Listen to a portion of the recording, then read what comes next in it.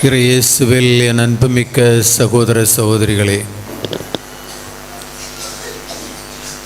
இன்று நங்காத்தூர் பங்கின் கிளை பங்கான கல்யாணம்பூண்டி என்ற இந்த கிராமத்துக்கு ஒரு பெரிய நாள். பழைய கோயில் இருந்தது, ஆனால் இப்போது ஒரு புதிய கோயில் கட்டி அமைக்கப்பட்டிருக்கின்றது. அற்புத குழந்தை இயேசு ஆலயம் என்று அர்ச்சிக்கப்பட்டு உங்களுக்காக திருப்பலி செலுத்தவும், இங்கு வந்து ஜெபம் செய்து ஆண்டவரோடு அந்த உறவில் வளரவும் இந்த ஆலயமானது கட்டி எழுப்பப்பட்டுள்ளது. இன்று நீங்கள் அனைவரும், நாம் அனைவரும் சேர்ந்து இறைவனுக்கு நன்றி செலுத்த வேண்டிய ஒரு நாள். ஒரு அழகான கோயில். நான் நினைத்தது ஒரு சின்ன ஹால் மாதிரி கட்டி வைத்திருப்பாங்கன்னு. நான் இங்கே வந்து பார்த்ததும் ஒரு அழகான கோவில். அது உங்களுக்கு நன்கொடையாக கொடுக்கப்படுகிறது. இந்த கோவிலை பற்றி பார்க்கும்போது இதை எப்படி கட்டி எழுப்புவது, இதற்குள்ள நிதி எங்கிருந்து கிடைக்கும் என்றெல்லாம் யோசனை பற்றி கொண்டிருக்கும் போதுதான் அருள் தந்தை பிரான்சிஸ் ஆனந்தராஜ், இத்தாலியில் பணிபுரிபவர், அவர் வழக்கமாக கோவில் கட்டுவதற்கு நிதி உதவி கொடுக்க மாட்டார். அவர் ஏழைகளுக்கு வீடுகள் அல்லது அவங்களுக்கு வேண்டிய ஒரு மண்டபம், அப்படிப்பட்ட பணிகளில் ஈடுபட்டிருந்தார். அவருக்கும் பெரிய பண வசதி அப்படி ஒன்றும் இல்லை. அவர் தன் குருத்துவ வாழ்வில் சேமித்து வைத்திருந்த அந்த பணத்தில் தான் கொஞ்சம் அப்படி செலவிட்டு வந்தார். அப்போது இந்த தேவையை அறிந்து அருள் தந்தை சகாயநாதன் அவர்கள்தான் அவரிடம் சென்று, இது ரொம்ப தேவை, ஏழை மக்கள், அவர்களுக்கு ஒரு ஆலயம் தேவை என்று அவர்தான் அவரிடம் கேட்டு அவருடைய மனத்தை மாற்றி இந்த கோவில் கட்டுவதற்காக அவர் நிதி உதவி செய்ய ஒத்துக்கொண்டார். எனவே இன்று நான் அருள் தந்தை சகாயநாதன் அவர்களுக்கு நன்றி செலுத்துகின்றேன். அவருடைய முயற்சிக்காகவும் ஒரு கோயில் அல்ல, 2 கோயில் கட்டியிருக்கிறாங்க. இங்கே ஒரு கோயில், கல்லேரி கிளை பங்கில் ஒரு கோயில், அதுவும் இன்று அர்ச்சிக்கப்பட இருக்கின்றது. எனவே அருள் தந்தை சகாயநாதன் அவர்களுக்கு நன்றி. அருள் தந்தை பிரான்சிஸ் ஆனந்தராஜ் அவருக்கு மிக்க நன்றி. அவர் ஏதோ உடல் நலக்குறைவினால் வர முடியாமல் இருக்கின்றார். அவர்களுக்காக நாம் ஜெபிப்போம். இறைவன் அவருக்கு நல்ல உடல் நலத்தையும் கொடுத்து அவருடைய பணி சிறப்பதற்காக நாம் ஒவ்வொரு நாளும் அவருக்காக ஜெபிக்க வேண்டும். இந்த கோவிலில் நீங்கள் வந்து ஒவ்வொரு நாளும் திருப்பலி ஒப்பு கொடுத்து ஜெபிக்கும்போது அவரை நினைத்து அவருக்காக நீங்கள் ஜெபிக்க வேண்டும். தந்தை லெனின் ஆண்ட்ரூஸ், இந்த பங்கு தந்தை, அவரும் முயற்சி செய்து இதுக்கெல்லாம் ஒத்துழைத்து என்று ஒரு நல்ல அழகான ஒரு கோவிலை உங்களுக்காக கட்டி அமைக்க அவர் முயற்சி செய்துள்ளார். அவருக்கும் நன்றி. இங்கு ஒரு 40-45 குடும்பங்கள் உள்ளன இல்லையா? ஒரு சிறிய ஒரு பங்கு. இப்போது ஒரு நல்ல கோவில் ஆலயம் உங்களுக்கு கிடைத்துள்ளது. ஏன் ஆலயம் தேவை? என் வீட்டில் ஜெபம் செய்ய முடியாதா அப்படியே நிறைய பேர் கேட்பாங்க. ஏன் கோயிலுக்கு போனோம், நான் வீட்டில் இருந்தே ஜெபம் செய்கிறேன் அப்படின்னு சில பேர் சொல்லுவாங்க. இது தனி நபருடைய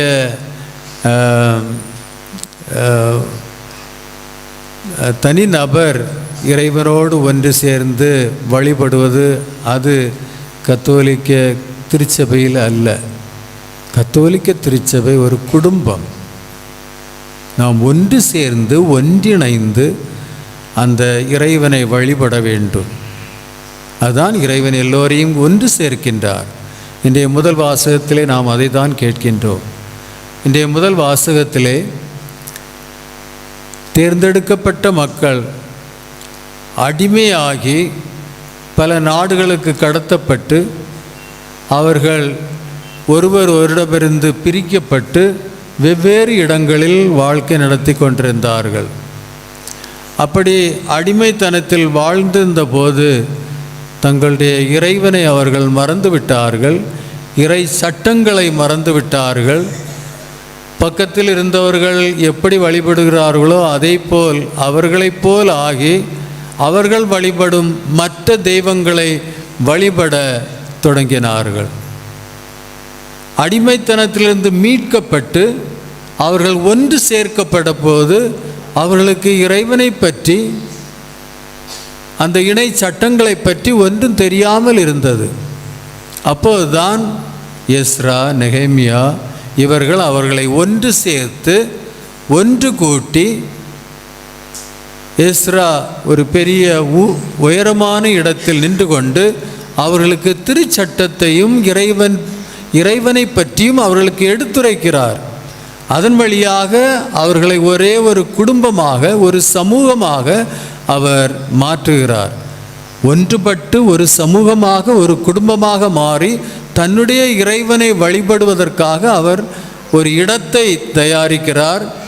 அவர் ஒரு மேலான உயரமான இடத்திலிருந்து மக்கள் அனைவரையும் அவர் சம்போதிக்கிறார். அதற்காகத்தான் இடம் தேவைப்பட்டது. அதே போல்தான் இந்த ஆலயம் நமக்கு தேவைப்படுகிறது.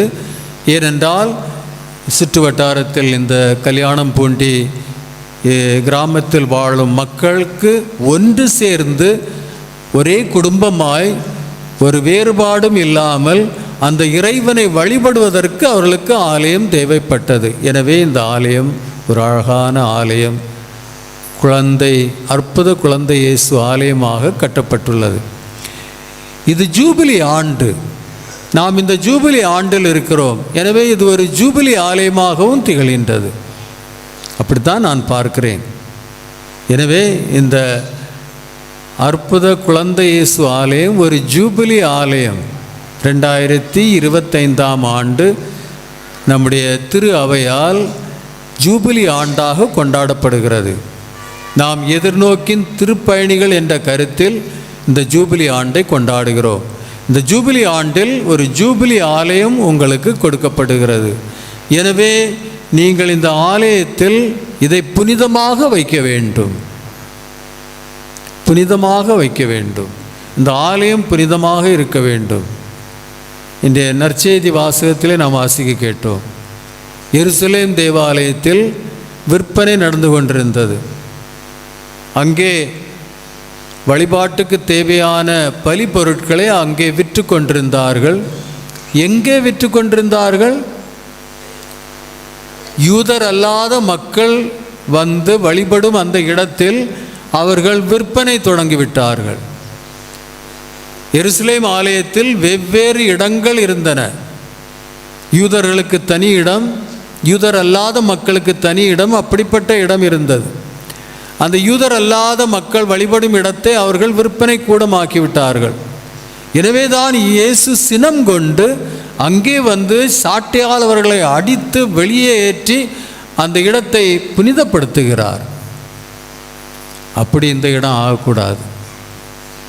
அவர்கள் அந்த ஆலயத்தை இறை வழிபாட்டுக்கு பயன்படுத்தாமல் விற்பனைக்கும் தங்களுடைய பேருக்கும் புகழுக்கும் அவர்கள் அதை பயன்படுத்தினார்கள். அங்கே அவர்கள் வேறுபட்டு இருந்தார்கள், ஒன்றுபட்டு இருக்கவில்லை. யூதர்கள் தனியாக இருந்தார்கள், யூதர் அல்லாத மக்கள் தனியாக இருந்தார்கள். எப்படி நம்ம இடத்தில் இந்த ஜாதி வேறுபாடு இருக்கின்றதோ, ஜாதியின் அடிப்படையில் வேறுபட்டு இருக்கின்றாரோ, அதே போல் அவர்கள் அங்கே இருந்தார்கள். அதனால்தான் இயேசு சாட்டையால் அவர்களை அடித்து ஆலயத்திலிருந்து வெளியேற்றுகிறார். நீ ஆலயத்திற்கு வந்தால் தந்தையின் ஒரே குடும்பமாக, தந்தையின் மக்களாக மாறி வேறுபாடுகளை களைந்து ஒரே குடும்பமாக நீ வழிபட வேண்டும். அப்போதுதான் உன் வழிபாடு எனக்கு பிரியமுள்ளதாக இருக்கும்.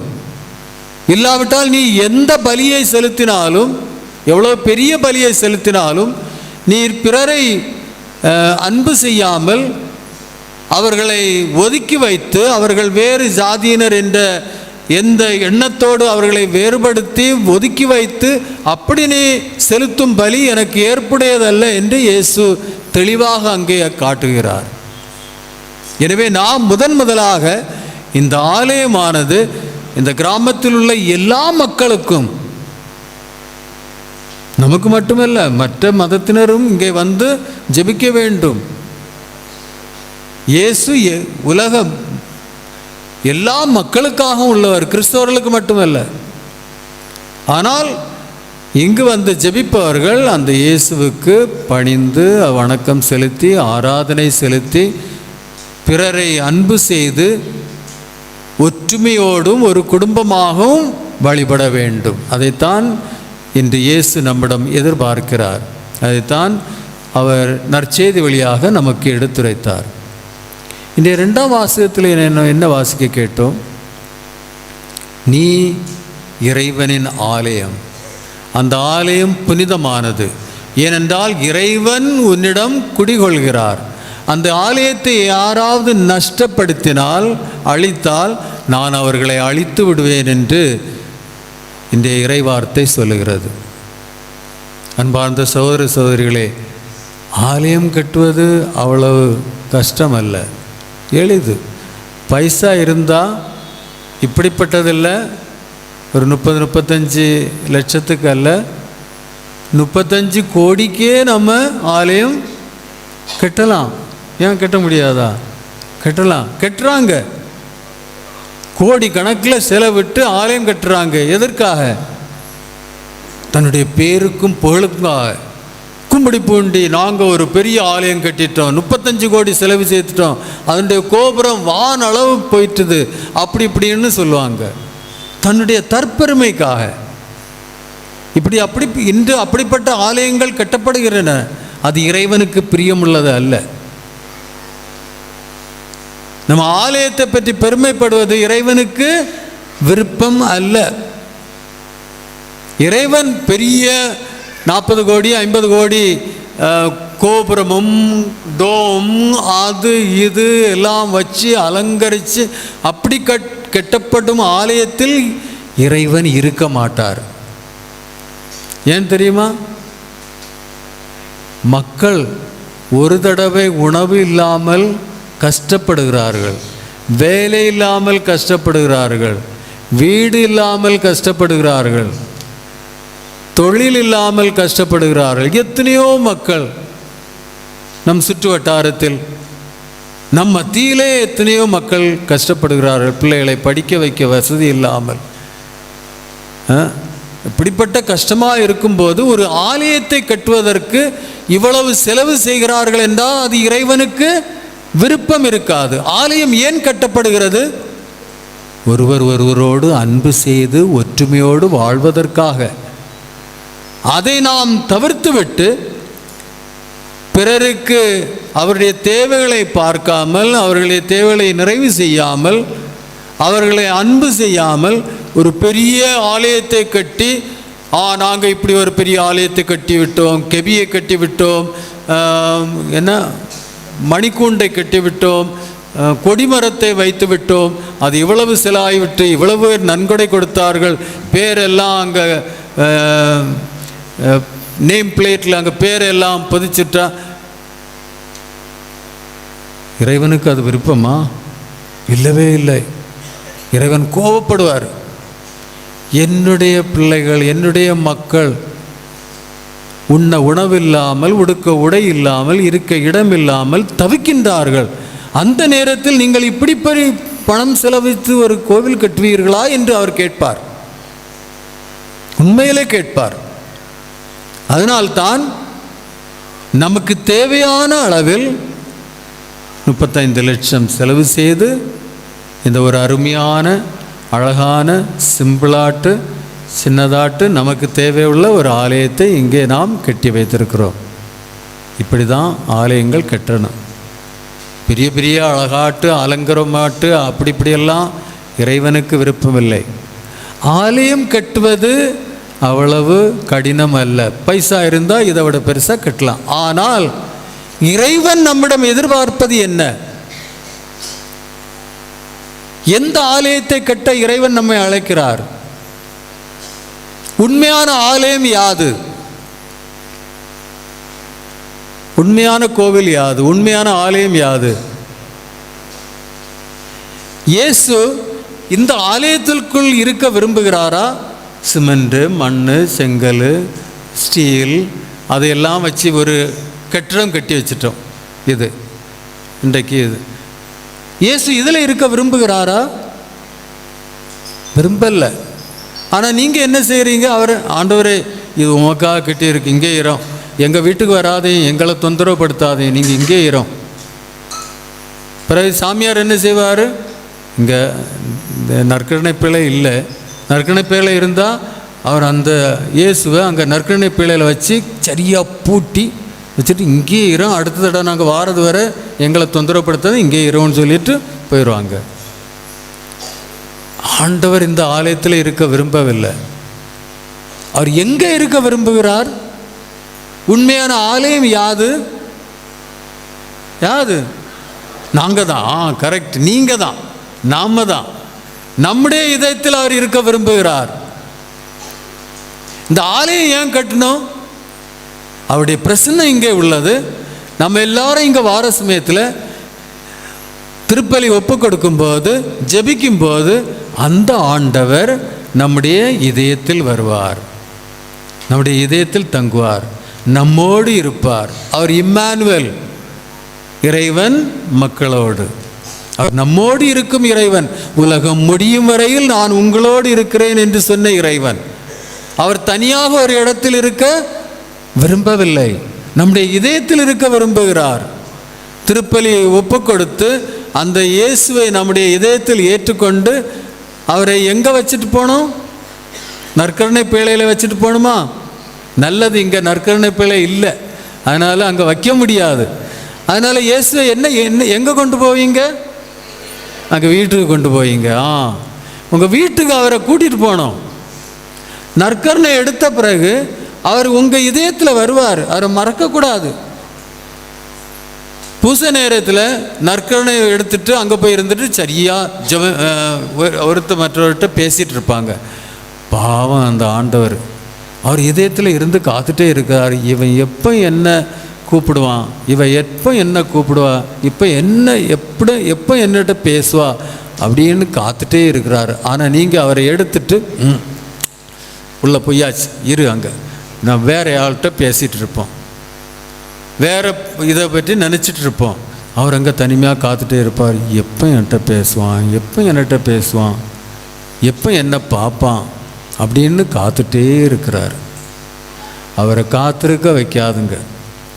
திருப்பலியோடு அந்த இயேசுவை நீங்கள் உட்கொண்டதும் அவர்கிட்ட சொல்லணும், ஆண்டவரே என் இதயத்தில் வந்தீர், உமக்கு நன்றி செலுத்துகிறேன். நான் பாவி, நான் நிறைய பாவங்கள் செய்தவன், நீர் என் இதயத்தில் வர நான் தகுதியற்றவள், நான் ஒரு பாவி, ஆனாலும் நீர் என் இதயத்தில் வந்திருக்கின்றீர். மாட்டுத் தொழுவத்தில் பிறந்தீர், அதனால் மாட்டுத் தொழுவத்தை போல இருக்கும் அந்த அசிங்கமான அந்த என்னுடைய இதயத்தில் நீர் வந்திருக்கிறீர், உமக்கு நன்றி ஆண்டவரே, நான் இப்போ இதெல்லாம் சுத்தம் செய்திருவேன் அப்படின்னு சொல்லணும். நான் இந்த இதயத்தை சுத்தம் செய்திருவேன், என்னுடைய பாவங்களுக்கு மன்னிப்பு கேட்குறேன். எனவே நல்ல மகிழ்ச்சியாக என்னுடைய இதயத்தில் இரும், என்னை விட்டு போயிடாதேயும், என்னோடு இரும் ஆண்டவரேன்னு அவர்கிட்ட சொல்லணும். சொல்லிட்டு பூசை முடிஞ்சு ஆசீர்வாதம் கிடைச்சதும் அந்த ஆண்டவரை எடுத்துகிட்டு வீட்டுக்கு போனோம். ஆண்டவரே என்னோட வாரும், அவரை வீட்டுக்கு கொண்டு போய் சொல்லணும். இங்கேருந்து வெளியில் இறங்கி போகிறதும், ஆண்டவரே இதான் என்னுடைய வீட்டுக்கு போகிற வழி, அவருக்கு காட்டி கொடுக்கணும். அவர்கிட்ட பேசிகிட்டே போனோம், இதான் என்னுடைய வீட்டுக்கு போகிற வழி. அப்படி அங்கே போனதும் அந்த தெருவில் இந்த பக்கம் போனோன்னா, ஆண்டவரே அந்த பக்கம் வேறு ஆட்கள், இந்த பக்கம் தான் என்னுடைய வீடு இருக்குன்னு அவர்கிட்ட சொல்லணும். பேசிகிட்டே போனோம். அப்புறம் வீட்டில் போனதும், ஆண்டவரே அதான் என்னுடைய வீடு, வீட்டுக்குள்ளே நுழைஞ்சதும், இது என்னுடைய வீடு ஆண்டவரே, இது உம்முடைய வீடு ஆண்டவரே, இங்கே தங்கும் ஆண்டவரேன்னு அவர்கிட்ட சொல்லணும். அப்புறம் வீட்டில் உள்ள எல்லாரையும் அவருக்கு இன்ட்ரடியூஸ் பண்ண, இது என்னுடைய அப்பா, இது என்னுடைய அம்மா, இது என்னுடைய மனைவி, இது என்னுடைய கணவர், இது என்னுடைய பிள்ளைகள். ஆண்டவரே, இந்த வீட்டில் இருந்து எங்களுடைய தேவைகளை நிறைவேற்றும் ஆண்டவரே, எங்களை ஆசீர்வதியும் ஆண்டவரே, எங்களை பாதுகாத்து வரலும் ஆண்டவரே. அப்படி நீங்கள் சொல்லும்போது உங்களுடைய வீடு ஒரு கோவிலாக மாறும் இல்லையா? உங்களுடைய உள்ளம் ஒரு கோவிலாக மாறும். ஆண்டவர் எவ்வளோ மகிழ்ச்சியோடு உங்கள் உள்ளத்தில் இருப்பார், உங்கள் வீட்டில் இருப்பார். யாருக்காவது நோய் இருந்துன்னா அப்படி பூசை கண்டுட்டு அங்கே வீட்டுக்கு போனதான், ஆண்டவரே என்னுடைய கணவர் மனைவி இல்லை பிள்ளைகள் யாராவது நோயாக இருக்கிறார் ஆண்டவரே, அவர் மீது கைவித்து அவரை குணமாக்கும் ஆண்டவரே. எவ்வளவோ புதுமைகள் நீங்கள் செய்யலாம் அந்த ஆண்டவரோடு இணைந்து. அதுக்காகத்தான் இந்த ஆலயம் கட்டப்பட்டது. எனவே இந்த ஆலயம் நம்முடைய அந்த ஆலயத்தை புனிதமாக தூய்மையாக வைத்து அந்த இறைவனை நம்முடைய அந்த ஆலயத்தில் எடுத்து நம்முடைய வீட்டுக்கு சென்று அவரை நம்மோடு வைத்து அவரோடு ஒன்றித்து வாழ்வதற்காகத்தான் இந்த ஆலயம் கட்டப்பட்டது. எனவே இந்த ஆலயத்துக்குள்ளே வரும்போது நீங்கள் பக்தியாக வரணும், பேசிட்டு எடுத்துகிட்டு இருக்கக்கூடாது. சில கோயில்களுக்கு நான் போனால் பரிதாபமாக இருக்குது. பூசை முடிஞ்சதும் அங்கே என்ன சந்தையை போல தான், நீ எப்போ வந்த, இங்கே வந்த, அரே பீடத்துக்கு முன்னால் இங்கே தான் இல்லை, நற்கருணை பேழை இருக்க இடங்களில் அப்படியெல்லாம் செய்யக்கூடாது. அது ஆண்டவருக்கு அவமானம், ஆண்டவருக்கு அவமானம். வெளியில் போய் எதாவது செய்யுங்க. இந்த இடத்தை வேறு நிகழ்ச்சிகளுக்கும் பயன்படுத்தக்கூடாது. ஆயர் வந்துட்டார், ஆயர் ஒரு சேர் போட்டு ஆண்டவர் இங்கே உட்காருங்கன்னு சொல்லி அவருக்கு பொன்னாடை பொறுத்தது, மாலை போடுவது, அவருக்கு அதெல்லாம் இங்கே செய்யக்கூடாது. ஏன்? எனக்கு அவர் ஆண்டவர். நீங்கள் என்ன ஆண்டவர்னு கூப்பிடுறீங்க? யார் நம்முடைய ஆண்டவர்? யார் நம்முடைய ஆண்டவர்? இயேசு, பிரான்சிஸ் கலிஸ் இல்லை. இயேசு தான் நம்முடைய ஆண்டவர். பிரான்சிஸ் கலிஸ் யாரு?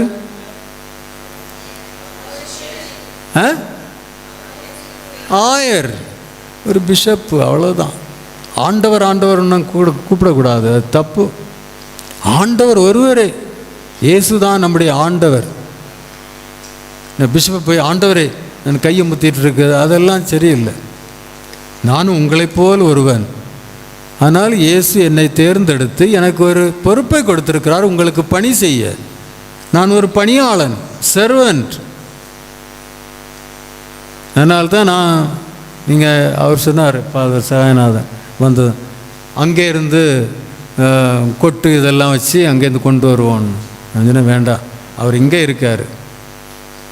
ஆண்டவருக்கு நம்ம இது செய்யணும். மற்ற மக்களை மாதிரி நம்ம வெளி ஆடம்பரத்துக்காக ஒன்றும் செய்யக்கூடாது, புரியுதா? அந்த ஆண்டவர் அவரோடு ஒன்றித்திருக்கணும். ஏதாவது செய்யணும்னா நம்முடைய மத்தியில் இருக்கும் பாவங்கள், தேவையில் இருப்பவர்கள், அவர்களுக்கு செய்யுங்க. ஆண்டவர் ரொம்ப மகிழ்ச்சி அடைவார். அதற்காகத்தான் இந்த ஆலயம் கட்டப்பட்டுள்ளது. எனவே அன்பார்ந்த சகோதர சகோதரிகளே, இன்று இறைவனுக்கு நன்றி செலுத்துவோம். கல்யாணம் பூண்டி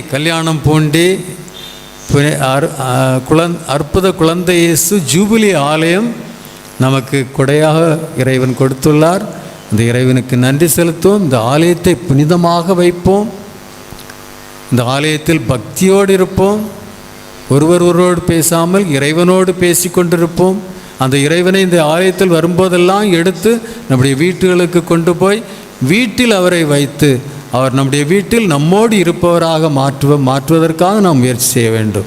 எனவே நான் ஒரு தடவை கூட இறைவனுக்கு நன்றி செலுத்தி, அருள் தந்தை பிரான்சிஸ் ஆனந்தராஜ் இந்த ஆலயத்தை கட்ட உதவிய அவருக்கு நன்றி செலுத்தி, பங்கு தந்தைக்கு நன்றி செலுத்தி, முக்கியமாக அருள் தந்தை சகாயநாதனுக்கு நன்றி செலுத்த கடமைப்பட்டுள்ளேன். அவர் தான் இதெல்லாம் செய்தது. அதனால் அவருக்கு நன்றி. உங்கள் அனைவருக்கு நன்றி. ஒத்துழைத்ததற்காக ஆண்டவருக்கு நன்றி செலுத்தி இந்த ஆலயத்தை புனிதமாக வைத்து நம்முடைய ஒரு நல்ல ஆலயமாக இதை மாற்றி நாம் இந்த ஆலயம் வழியாக ஒரு இறைவனின் உறைவிடமாக மாறி ஒரு நல்ல ஆலயமாக வாழ்க்கை நடத்த இந்த திருப்பலியிலே நாம் இறைவனை வேண்டுவோம்.